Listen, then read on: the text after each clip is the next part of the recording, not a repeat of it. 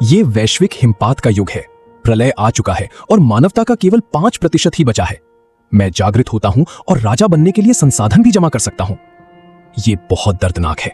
असहनीय दर्द झांग यी के पूरे शरीर में फैल जाता है। ये कोई अनुभूति नहीं, बल्कि उसके साथ घटित हो रही एक वास्तविक सच्चाई है।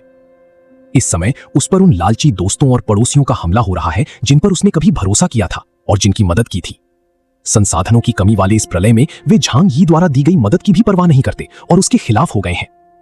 इस अफरा तफरी के बीच वो धुंधली सी अपनी देवी फांग और किन को भीड़ के पीछे दयनीय स्थिति में खड़ा देखता है। वो अपनी पूरी ताकत से चिल्लाता है, मैंने ही उससे दरवाजा खुलवाया था। सूप बनाने के लिए तुम्हें मेरे लिए सुअर की पसली का एक टुकड़ा छोड़ना होगा।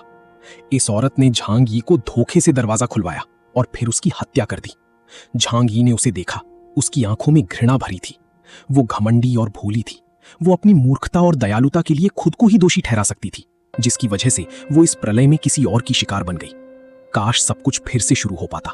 तब वो फिर कभी किसी पर दया नहीं करता और सिर्फ अपने लिए जीता। आंखों के सामने अंधेरा छा जाने के बाद झांग यी तुरंत बेहोश हो गया। हालांकि अगले ही पल उसने अचानक अपनी आंखें खोली और सोफे से उठ बैठा। अभी अभी जो भयानक दृश्य उसने देखा था, वो असहनीय दर्द उसके दिमाग में अभी भी ताजा था। झांग यी हाँफ रहा था। उसका पूरा शरीर पसीने से भीग गया था। क्या हुआ? क्या उन दरिंदों पड़ोसियों ने मुझे मार नहीं डाला? होश में आने के बाद झांग यी ने चारों ओर सब कुछ देखना शुरू किया। ये जगह उसके लिए जानी पहचानी थी। ये उसका अपना घर था।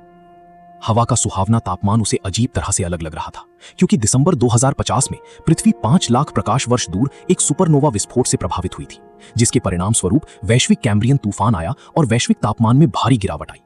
झांग यी के गृहनगर तियानहाई में दैनिक तापमान लगभग -60 या -70 डिग्री सेल्सियस था। एक महीने तक बर्फीला तूफान चला, जिससे पूरे शहर जलमग्न हो गए। कहा जाता है कि उत्तरी चीन में तापमान भयावह -100 डिग्री सेल्सियस तक भी पहुंच गया था।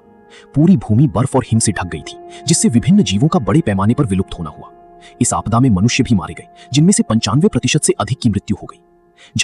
झांग यी खड़ा हुआ, फ्रिज से पानी की बोतल निकाली और उसे गटक गया। बोतल का लगभग सारा पानी पीने के बाद, हालांकि फ्रिज में रखा पानी बहुत ठंडा था, फिर भी उसके लिए वो किसी साधारण स्नान के पानी जैसा ही था। प्रलय के समय लोगों के लिए पानी प्राप्त करने का एकमात्र तरीका यही था कि वे बाहर निकले और -60 या 70 डिग्री सेल्सियस के अत्यधिक ठंडे तापमान में बर्फ खोदकर उसे पिघलाकर पानी बनाए।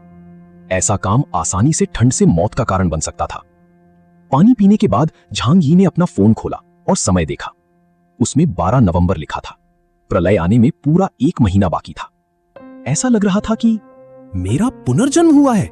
झांग यी ने गहरी सांस ली और तुरंत समझ गया कि क्या हुआ था। उस महीने के अनुभव सपने नहीं हो सकते थे, खासकर शरीर के टुकड़े टुकड़े होने का दर्द। यह बहुत ही वास्तविक था। झांग यी ने अपना सिर उठाया और जीवित रहने पर खुद को बेहद भाग्यशाली महसूस किया। उसी क्षण उसकी आंखों में अद्वितीय आध्यात्मिक शक्ति की एक चमक कौंधी। से वे लोग स्पष्ट रूप से याद थे जिन्होंने उसे उस समय मार डाला था। इस जीवन में उसने दृढ़ संकल्प लिया कि वो अच्छे से जिएगा और वो अब उन दरिंदों पर दया नहीं दिखाएगा। हालांकि अगले ही पल झांग यी ने प्रलय की तैयारी के बारे में सोचना शुरू कर दिया। उसके माता पिता का निधन हो चुका था और उसे तियानहाई शहर में 120 वर्ग मीटर का एक घर विरासत में मिला था। उसके पास 20 लाख युआन से अधिक की बचत भी थी। सामान्य तौर पर इसे काफी आरामदायक माना जाता, लेकिन प्रलय के आने से दुनिया के संसाधन बहुत कम हो जाएंगे। वो अपने पास मौजूद थोड़े से पैसे से लंबे समय तक जीवित नहीं रह सकता था। आखिरकार जीवित रहने के लिए बहुत अधिक संसाधनों की आवश्यकता होती है। झांग यी सिर्फ जीना नहीं चाहता था, जीवन की एक निश्चित गुणवत्ता भी आवश्यक है। खान पान और मनोरंजन भरपूर होने चाहिए, अन्यथा समय के साथ व्यक्ति का मनोबल गिर जाएगा। तभी अचानक झांग यी की आंखों के सामने सफेद रोशनी की एक किरण प्रकट हुई। उसने सोचा कि ये उसकी आंखों का धोखा है और उसने अपनी आंखें मलने के लिए हाथ बढ़ाया। उसी क्षण अचानक उसके मन में एक अजीब सा विचार आया। ऐसा लगा मानो सफेद रोशनी की ये हल्की सी किरण उसका ही हिस्सा हो और सफेद रोशनी के बारे में जानकारी उसके मन में आ गई। एक विचार के साथ झांग यी की चेतना तुरंत सफेद रोशनी में प्रवेश कर गई। प्रवेश करते ही उसने पाया कि ये एक विशाल सफेद असीम अंतरिक्ष था। अंदर का क्षेत्र अज्ञात था, जिसमें बड़े बड़े खाली स्थान थे। ये एक अंतरिक्ष है। ऐसा लगता है कि मेरे पुनर्जन्म के बाद मुझे कुछ विशेष शक्तियां प्राप्त हुई हैं। झांग यी को अचानक एहसास हुआ। ऐसा लग रहा था कि गामा किरणों के अनुभव ने उसे विशेष शक्तियां प्रदान की हैं। इस विशाल अंतरिक्ष में प्रलय के लिए आपूर्ति का भंडारण करना कहीं अधिक सुविधाजनक होगा। हालांकि झांग यी ये जानना चाहता था कि इस जगह में वास्तव में कितनी चीजें समा सकती हैं और क्या इसमें रखी जाने वाली वस्तुओं पर कोई प्रतिबंध है। उसका ध्यान तुरंत अपने कमरे में लौट आया और उसने अपने घर की चीजों को इस जगह में रखने की कोशिश शुरू कर दी। उसने चाय के कप और वॉश बेसिन से शुरुआत की, जो आसानी से अंदर रखे गए। फिर झांग यी ने रंगीन TV, refrigerator, washing machine, computer, air conditioner और वैक्यूम क्लीनर जैसे बड़े उपकरणों को अंदर रखने की कोशिश शुरू की। सफेद जगह ने सब कुछ स्वीकार कर लिया और इन सभी चीजों को अपने अंदर समा लिया। इसके अलावा झांग यी महज एक विचार से अपने स्थानिक भंडारण से सामान निकाल सकता था। झांग यी अत्यंत प्रसन्न था। इस विशाल स्थान में वो भारी मात्रा में संसाधन संग्रहित कर सकता था। उसने अपने होंठ चाटे। उसके मन में एक साहसिक योजना बन रही थी। झांग यी वॉलमार्ट के दक्षिण चीन गोदाम में प्रबंधक था। वॉलमार्ट दुनिया की सबसे बड़ी सुपरमार्केट श्रृंखला होने के नाते विशाल भंडार रखता था। चीन में इसके मध्य चीन, दक्षिण चीन और उत्तर चीन में 3 विशाल गोदाम थे। इन तीनों गोदामों में भंडारित आपूर्ति कई शहरों में करोड़ों लोगों की साप्ताहिक खपत को पूरा कर सकती थी। दूसरे शब्दों में कहें तो अगर झांग यी किसी गोदाम को खाली करके सारा सामान अपने पास रख ले तो वो उस सामान को न सिर्फ एक जन्म में बल्कि 10 जन्मों में भी इस्तेमाल नहीं कर पाएगा। सबसे महत्वपूर्ण बात यह है कि वॉलमार्ट के गोदामों में घटिया सामान नहीं होता। चाहे वो खाना हो, रोजमर्रा का सामान हो या विलासिता की वस्तुएं, सब कुछ शीर्ष ब्रांडों का और उच्च गुणवत्ता का होता है। अगर झांग यी वॉलमार्ट के गोदाम को खाली कर दे तो वो प्रलय या किसी भी परिस्थिति की परवाह किए बिना भगवान से भी तेज गति से जी सकता है। गोदाम प्रबंधक होने के नाते झांग यी हर शेल्फ, निगरानी उपकरण और कर्मचारियों के कार्यक्रम से भली भांति परिचित था। वो गोदाम को खाली करना चाहता था। ये उसके लिए बिल्कुल भी मुश्किल काम नहीं था। मन बना लेने के बाद झांग यी को काफी राहत महसूस हुई। तभी झांग यी के पेट से अजीब सी आवाज आई। झांग यी ने अपने पेट को छुआ, मेज पर रखे अपने खरीदे हुए खाने पर नजर डाली और बिना किसी झिझक के उसे उठाकर कूड़ेदान में फेंक दिया। 1 महीने में दुनिया खत्म हो जाएगी। खाने के लिए इतनी सारी स्वादिष्ट चीजें हैं, मुझे इन्हें जल्दी खाना होगा, नहीं तो बाद में मौका नहीं मिलेगा। पैसा बचाकर रखने का क्या फायदा? दुनिया के अंत के बाद पैसा बस बेकार कागज बनकर रह जाएगा। इसे बर्बाद न करने के लिए अभी खर्च कर देना ही बेहतर है। झांग यी ने शान से मुड़कर एक बढ़िया भोजन के लिए मिशेलिन 3 स्टार रेस्टोरेंट ढूंढने की तैयारी की। झांग यी अपने घर से बाहर निकला। बाहर का दृश्य शांतिपूर्ण था, मानवीय आनंद और सुख से भरा हुआ। 1 महीने में ये सब गायब हो जाएगा। बस्ती से कुछ ही दूरी पर एक मिशेलिन 3 स्टार रेस्टोरेंट है। वहां एक भोजन का खर्च कम से कम 5 या 6 हजार होगा।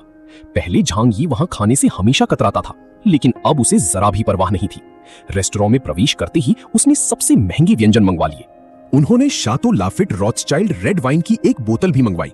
इस सेट की कीमत 50,000 युआन थी। रेस्तरां के वेटर भी झांग यी को प्रशंसा भरी निगाहों से देख रहे थे। सोच रहे थे कि वो किसी अमीर खानदान के वारिस होंगे, वरना एक आम आदमी एक ही बार में इतना महंगा खाना कैसे खा सकता है। झांग यी को दूसरों की परवाह नहीं थी। स्वादिष्ट भोजन से भरी मेज पर खाना परोसे जाने के बाद उन्होंने उसे चट कर खाना शुरू कर दिया।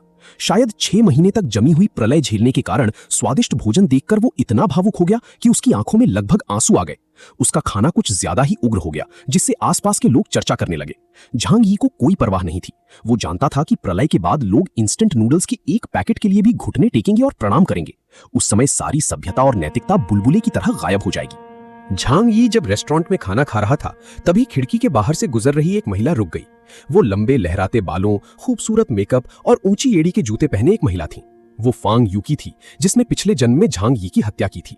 उसके बगल में उसकी सबसे अच्छी दोस्त ली कैनी थी।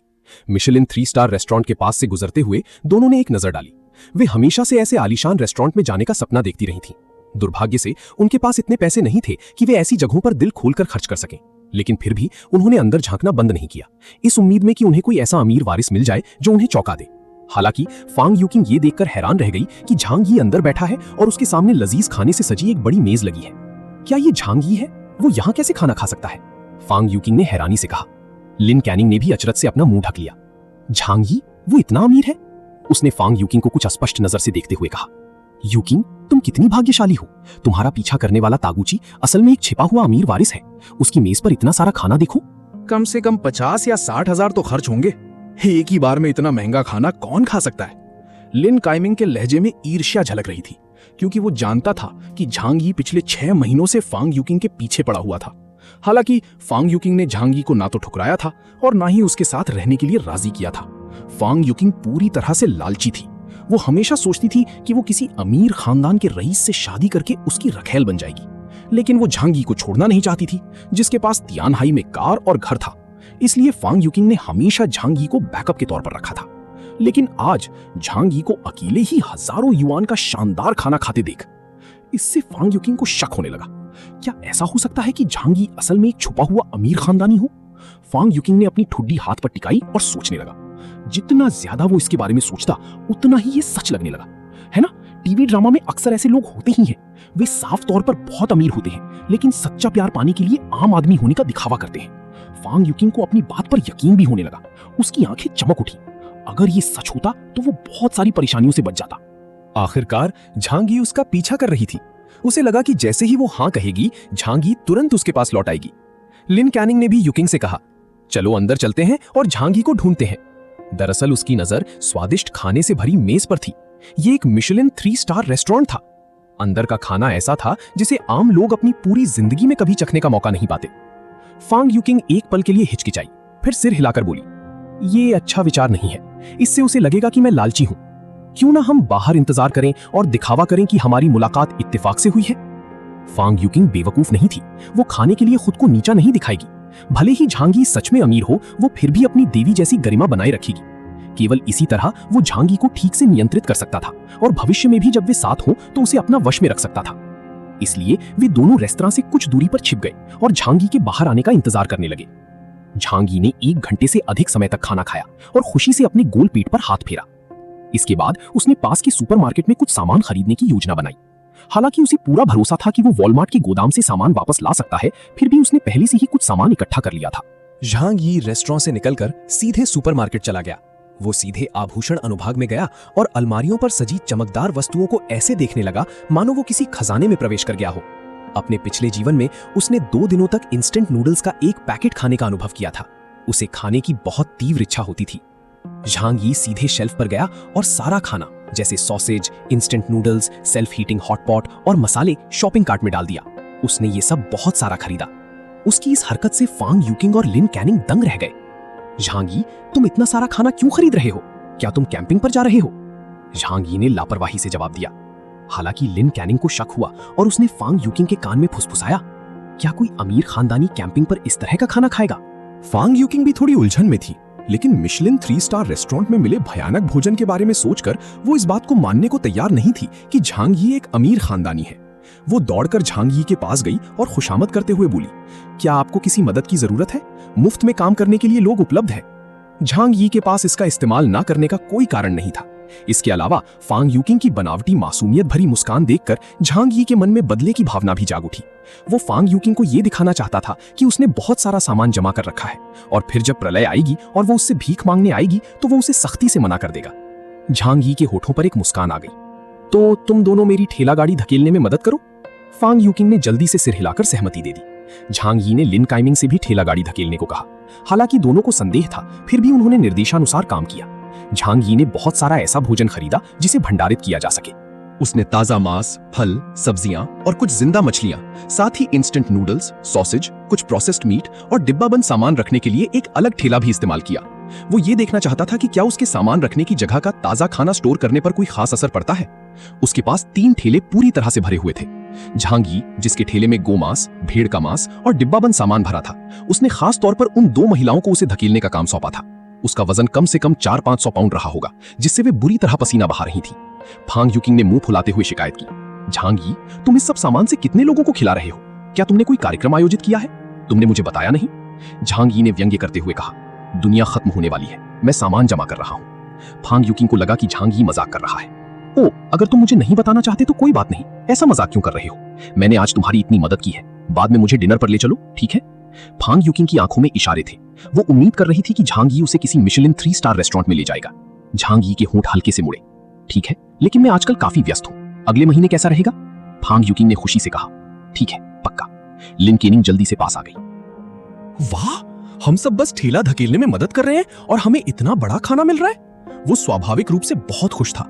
लिन कैनिंग की अभद्रता और फांग यूकिंग को फिर से घूरते हुए देखकर, लेकिन लिन कैनिंग ने अनदेखा करने का नाटक किया। झांग यी सामान का भुगतान करने चला गया। इस अकेले सामान की कीमत 10,000 युआन से अधिक थी। उसने बिना पलक झपकाए भुगतान कर दिया। आप जानते हैं, प्रलय के समय में इन सामानों का मूल्य कम से कम 10,000 गुना अधिक होना चाहिए। क्योंकि झांग यी ने बहुत सारा सामान खरीदा था, इसलिए सुपरमार्केट ने उसे तुरंत एक शॉपिंग कार्ट दे दी। झांग यी ने बिना किसी औपचारिकता के दोनों महिलाओं को सामान घर तक धकेलने में मदद करने का आदेश दिया। वास्तव में उसके पास अपनी कार थी और वो खुद सामान वापस ले जा सकता था, लेकिन चूंकि मुफ्त में काम मिल रहा था, उसने सोचा कि क्यों ना इसका इस्तेमाल किया जाए। हालांकि पीछे बैठी दोनों महिलाएं रो रही थी, लेकिन जब झांग यी ने उन्हें एक शानदार दावत देने का वादा किया तो वे तुरंत आ गए। इसलिए राहगीरों की हैरानी भरी निगाहों के बीच उन तीनों ने सामान से भरी 3 बड़ी गाड़ियां धकेलते हुए वापस बस्ती में प्रवेश किया, हिमपात से पहले। मेरा पुनर्जन्म हुआ था। जैसे ही मैं जागा, मैंने ऋण लिया और एक भोज के लिए 500 मेजें बुक की। अभी अभी झांग यी और अन्य 2 ने सामान से भरी 3 बड़ी गाड़ियां धकेलते हुए बस्ती में प्रवेश किया है। रास्ते में कई पड़ोसियों ने यह दृश्य देखा और वो इस पर चर्चा किए बिना नहीं रह सके। झांग यी को देखे जाने का डर नहीं था।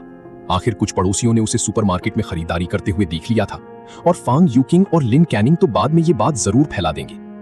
डुओ इसे छुपा रहा था, उसका कुछ भी करने का इरादा नहीं था। उसने तो ये भी अनुमान लगा लिया था कि प्रलय के दौरान कई लोग उसके घर में घुसकर सामान चुराने की कोशिश करेंगे। उसने ये सब खुद देखा था। फिर भी उसे डर नहीं था, क्योंकि उसने पहले से ही तैयारी कर रखी थी ताकि वे लोग जो कुछ भी हो रहा है उसे देख सकें, पर उन्हें कुछ भी ना मिले और वे केवल क्रोधित हों। झांग यी और उसके 2 साथियों को इतना सारा सामान लेकर लौटते देख अपने पोते को सैर पर लेकर आई एक बुजुर्ग महिला पास आई। ठेली में रखी खाने और ताजी गोमांस को देखकर वो तुरंत ललचा गई। क्या तुम गोदाम से बस इतना ही सामान निकाल रही हो? तुम शायद इन सब का इस्तेमाल नहीं कर पाओगी। पड़ोसियों के साथ थोड़ा क्यों नहीं बांट लेते? अपने पिछले जीवन में उसने भी चालाकी और लालच दिखाकर झांग यी से कुछ खाना मांग लिया था, लेकिन जब सारे पड़ोसी झांग यी के घर पर उसे लूटने के लिए टूट पड़े, उसने न केवल उन्हें रोका नहीं, बल्कि वो उन युवाओं से भी ज्यादा ऊर्जावान लग रही थीं। फैंग यूकिंग और लिन काइमिंग इस महिला को उकसाना नहीं चाहती थीं, इसलिए उन्होंने जल्दी से कहा कि झांग यी ने ये सब चीजें खरीदी थीं और वे बस उन्हें लौटाने में उसकी मदद कर रही थीं। आंटी लिन की नजरें तुरंत झांग यी पर पड़ी। छोटे झांग, लगता है ये तुम्हारे गोदाम से है। आंटी लिन के साथ कुछ बांटोगे? जैसे ही उसने ये कहा, उसका पोता शियाओहू पहले ही एक ठेले पर चढ़ गया था और चॉकलेट का एक डिब्बा निकालने के लिए हाथ बढ़ाया था। उसके छोटे कद को कम मत समझो, उसकी नजरें बहुत तेज है। सुपरमार्केट में उस आयातित चॉकलेट के डिब्बे की कीमत 200 युआन से ज्यादा है। बिना कुछ कहे झांग यी ने सामान वापस छीन लिया। माफ कीजिए, मैं ये सब चीजें अपने पास रख लूंगा। वैसे भी दुनिया का अंत जल्द ही आने वाला है। अब तो वो इतना आलसी हो गया है कि शिष्टाचार भी नहीं बरतता। आंटी लिन का चेहरा अचानक बदल गया। झांग यी द्वारा समुदाय के मुखिया के प्रति किए गए इस अनादर ने उन्हें बहुत क्रोधित कर दिया, खासकर तब जब झांग यी द्वारा उनके पोते को खींचकर ले जाने के बाद वो रो रहा था और चॉकलेट मांग रहा था। बच्चे नहीं समझते, आप उसे एक चॉकलेट क्यों नहीं दे देते? इसे मेरी खरीद समझिए, मैं आपको बाद में चुका दूंगी, आंटी लिन ने गंभीर स्वर में कहा। झांग यी मुस्कुराया। अब जब सब कुछ एक ही इमारत द्वारा भुगतान किया जाता है तो भुगतान करना अविश्वसनीय रूप से सुविधाजनक है। बाद में चुकाने का उसका क्या मतलब था? जाहिर है, झाओ ने कहा, मैंने इसे खुद खाया है। अगर तुम इसे खाना चाहते हो तो आकर मुझसे खरीद लो। झांग यी ने ताना मारा, फिर फांग यूकिंग और लिन कैनिंग को जाने के लिए कहा। उनके जाते ही उन्होंने आंटी लिन की तेज आवाज में गालियां सुनी। झांग यी ने उनकी बात अनसुनी कर दी। आंटी लिन का बेटा और बहू बाहर काम कर रहे थे और वो घर पर अकेले अपने पोते की देखभाल कर रहे थे। आंटी लिन आमतौर पर सिर्फ 1 दिन का राशन खरीदती थी, इसलिए प्रलय के बाद उनका राशन सबसे पहले खत्म हो गया। झांग यी ने उस समय दयालुतावश उनकी मदद की थी, लेकिन इस जीवन में उनकी मदद के बिना ये चमत्कार ही है कि ये निर्दयी बुढ़िया और उसका शरारती पोता शियाओहू 10 दिन भी जीवित रह पाए। झांग यी लाशों से बहस नहीं करना चाहता था, इसलिए नहीं कि वो निर्दयी था, बल्कि इसलिए कि उस दिन के बाद हर कोई जीवन मरण के लिए संघर्ष करेगा और दूसरों का भाग्य तो स्वाभाविक रूप से उसके काम पूरा होने के बाद ही तय होगा। तीनों सामान से भरी गाड़ियां घर पहुंचाने के बाद झांग यी ने उन्हें जाने को कहा। सुबह जल्दी उठना मत भूलना। फेंग यूकिन ने शरारती अंदाज में झांग यी को आंख मारी।